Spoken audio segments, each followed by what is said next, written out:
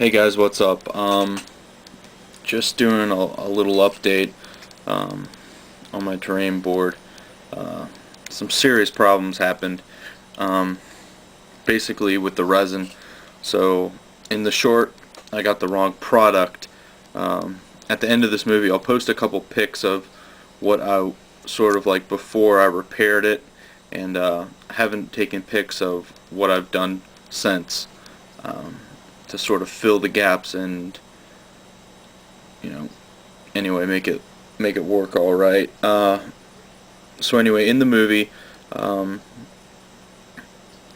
I didn't a so in the movie you can see what I did, but in the short, you can't use polyester resin. I was unaware that it will eat through the foam.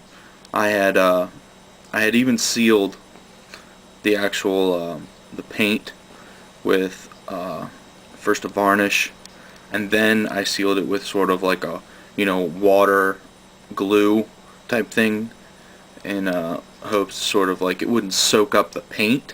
That was like the initial thought. I would varnish it, and then the glue, would be the glue water, would seal that, so it wouldn't seep into the resin that I was pouring. And what it did is it actually ate through everything. And I mixed no more than probably 8 ounces of the stuff, and then put the catalyst in, and you'll see it in probably a matter. I left because I figured I would check it every half hour. I came out a half hour later, and it had eaten under the whole entire board. So for damage control, I started scraping off all the resin I could off the side of the board, and got a pair of gloves on and started doing my best scraping it, not trying to keep it from touching other parts of the foam. And so I scraped most of it off the side. So basically I broke the mold, ripped it off, then just started scraping it, and I had like a cardboard box under it for the resin to fall in. And then after that, I really couldn't do much, so I had to sort of, it wasn't gelled yet, so I was able to, to hold up some of, still stuff I couldn't get back to because it was spreading fast, like underneath my board. I was lucky it didn't get too far.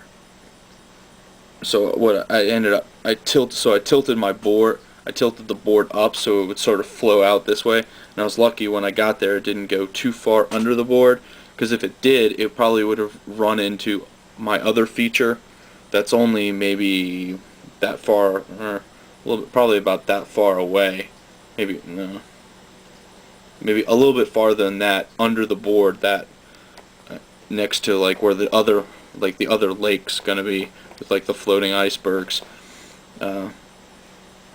So I did that, and then I used the resin. It's like the sealer, like the resin spray. So that actually seals it, so it will gloss over and harden fully. So about 20 minutes later, I sprayed that on it, and so it hardened now. And what I did now is it sort of looked cool, as that you can see under it. So it sort of looks like the water's flowing under, I guess the iceberg or the, whatever. But I have to put a sealant in there, because otherwise, I'm just going to be wasting resin going under the board. So I've used basically a silicone. I just filled it with silicone under there, and then, but I'll get pics up and videos up later.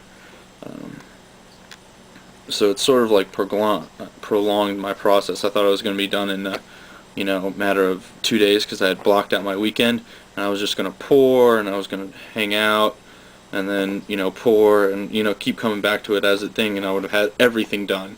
My board would be 95% finished, except for the borders where I was going to put the contact paper down, and paint those the blue, and then I would be done for everything that I wanted to do with the board at this point. Other terrain features and things like that, modular stuff, I hadn't really gotten to. I wasn't going to get to till later. I was making sure I was getting this board done because there's so many side projects I want to do. I sort of want to, create more themed things for the board, since I can sort of take everything off the top. And anyway,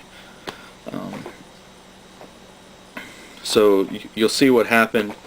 So don't use polyester casting resin. I found out you need to use epoxy resin. So I'm going to go to the store this week and pick up that and then test it first.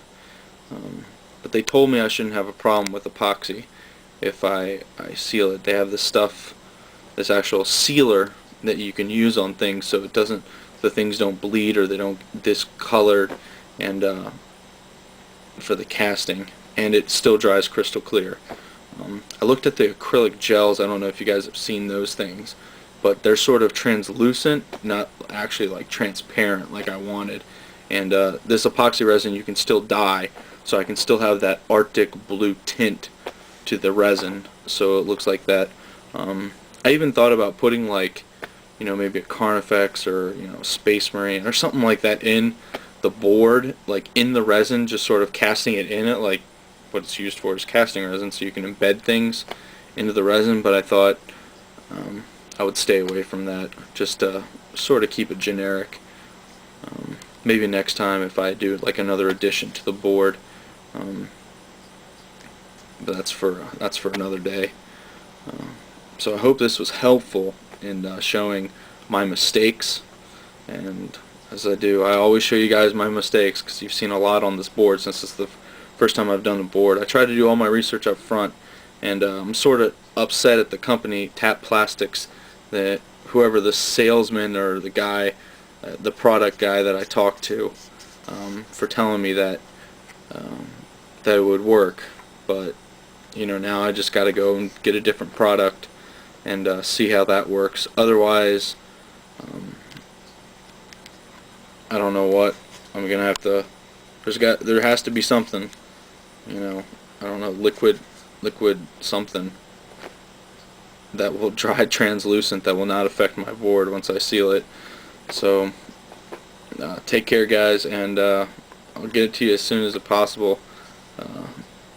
But it's really sort of like bummed me out, so I haven't really worked on it for a long time.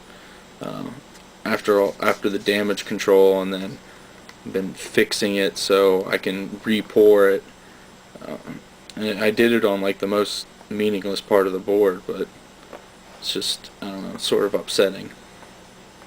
But what can you do? So I will talk to you guys later, and take care. Bye.